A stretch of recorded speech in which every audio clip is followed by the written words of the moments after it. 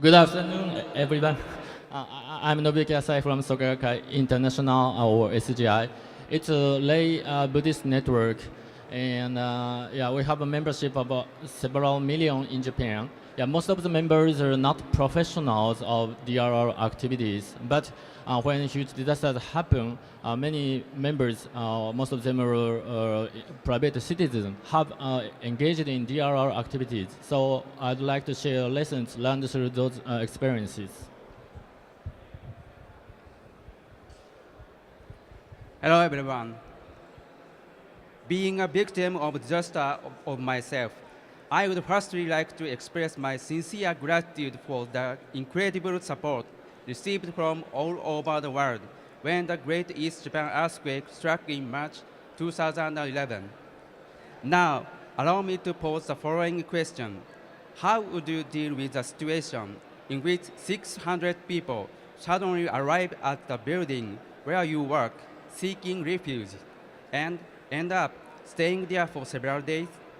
This is precisely what I experienced during the 2011 earthquake disaster. On March 11, an earthquake of magnitude 9.0 struck a vast area of eastern Japan. A great tsunami was then triggered along the coastline. In some places, the tsunami rose to a height of over 30 meters, and subsequently, many residential buildings were badly damaged. It has been reported that at its peak, nearly 500,000 people had to seek refuge. Since we are a lay Buddhist organization, our centers act as venues where people in the community can gather on a daily basis to hold meetings to learn about Buddhism and encourage one another. Although our centers had been equipped with some emergency supplies in preparation for receiving refugees in times of disaster, on this particular occasion, we were under pressure to provide the kind of response that far exceeded what was possible with the supplies that we had. By that evening, a total of nearly 600 people, comprising not only Soka Gakkai members, but also non-Buddhism Buddhists from the surrounding neighborhoods, came to seek refuge at Tohoku Culture Center, where I work. No one, however, had any experiences of managing an emergency shelter of this scale, so everything had to be done through trial and error. It was not until the middle of the night that we finally managed to start preparing for following morning's provisions. We called on the evacuees for help and succeeded in getting together 8 rice cookers, including some that the evacuees had brought from their homes, and we made 1,000 rice bowls by working through the night, using our emergency power graduator at full capacity. Then at 2 p.m. a.m., the first batch of relief supplies arrived from Soka Gakkai members from a nearby prefecture, and this was a great source of encouragement. In this way, we were able to meet the challenge of distributing food to the evacuees the following mornings without any incident.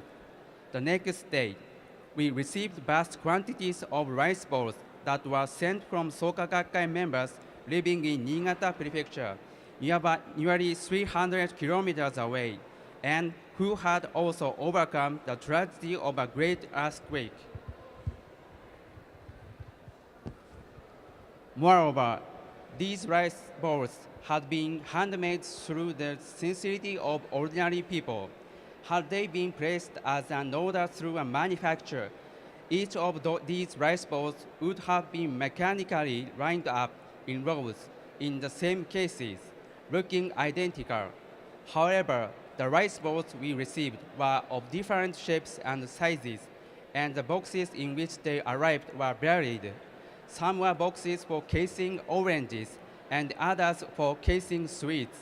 But the one thing that was common to all these boxes was that contained in each of them were heartfelt messages that read, "Please do your best. Remember that winter always turns to spring," or Now it's our turn to pray for all of your victory. In light of their own experiences, the members from Niigata felt compelled to take action, and they did so of their own accord in great unity. Their sincerity encouraged us to never give in, and the fire was reignited in our hearts. Despite being disaster victims of themselves, some of the evacuees expressed their desire to offer assistance in any way possible. Some helped out with nighttime security. Others engaged in physical labor. Due to the cut in water supply, there were also those who kindly assist in teaching fellow evacuees how to use the portable toilets on a round-the-clock basis. Furthermore, several Soka Gakkai members who work as doctors and nurses rushed to our aid from both the local neighborhood as well as other areas to care for evacuees in poor physical condition. We fought on in our struggle, holding fast to the message of encouragement from SGI President Daisaku Ikeda, in which he wrote that nothing can destroy the treasures of the heart. In the end, we managed to run the emergency shelter security whilst we worked to prevent the outbreak of any major incident or associated death. We cooperated with the government and self-defense forces whenever the need arose, but the Soka Gakkai community centers were assessed at an early stage as being run autonomously and having plentiful supplies. This then meant that the government was able to distribute extra relief supplies to other evacuation shelters. In addition, we could gather information on other shelters' situation through individual members' commitment, and it helped local authorities' relief activity. Yeah, as I mentioned, we are not professionals in terms of relief activity, but we believe that there are some elements that enable us to promote relief activity in that situation. Firstly, we had emergency evacuation shelters that were safe and stocked with sufficient relief supplies.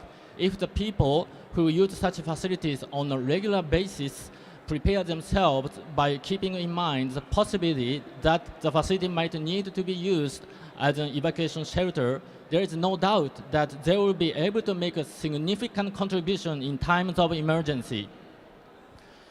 The second point is regular interactions within the network of people rooted in the community. As a Buddhist organization, we host various events on a daily basis and have many opportunities to speak with people about their personal situations and strengthening ties among the members or with other local residents.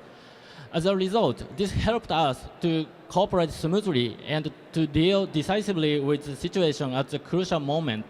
There were also many instances in which those who held leadership roles within the organization had been aware of specific individuals who were suffering with poor health, so could deal with their individual needs promptly.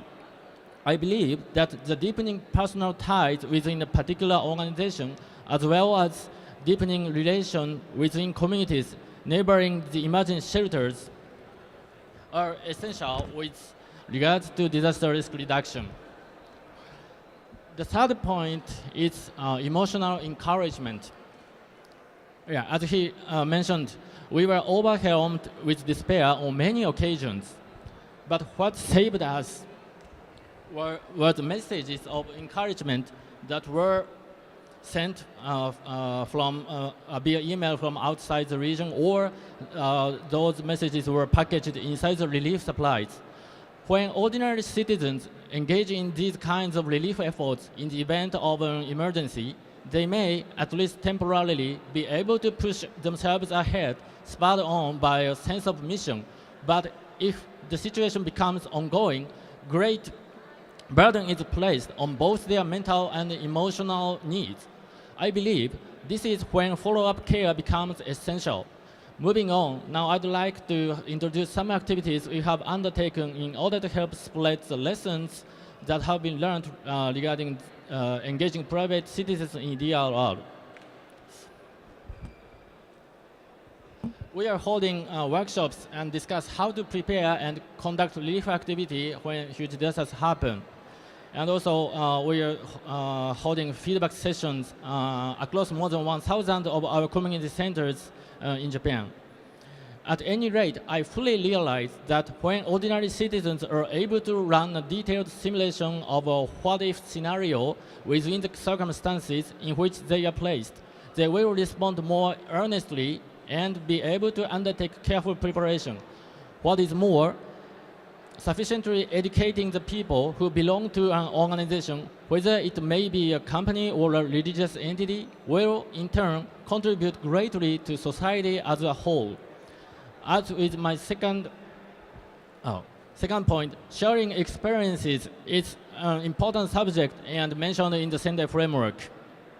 Within our organization in Japan, some members of youth division are conducting interviews with the affected people and gathered such accounts, and those accounts were later serially published in a magazine. And based on that, the youth division succeeded in publishing a book containing those accounts. This was published March of 2016. This gives a solid sense of each person's experience. We have received feedback from some of the readers, one of whom wrote, "I gained a thorough understanding of the extent to which the consequences of the disaster impacted each individual," while another reader wrote, "Rather than simply being a book for acquiring knowledge, there was something very moving, and it became a motivating factor for me to engage in DRR." So disaster-related education or evacuation drills are really popular in Japan, but basically it often happens only in schools. So when people start to work, then in the working places, they don't have such evacuation drills or disaster-related education. So that's a kind of problem, how to improve disaster education.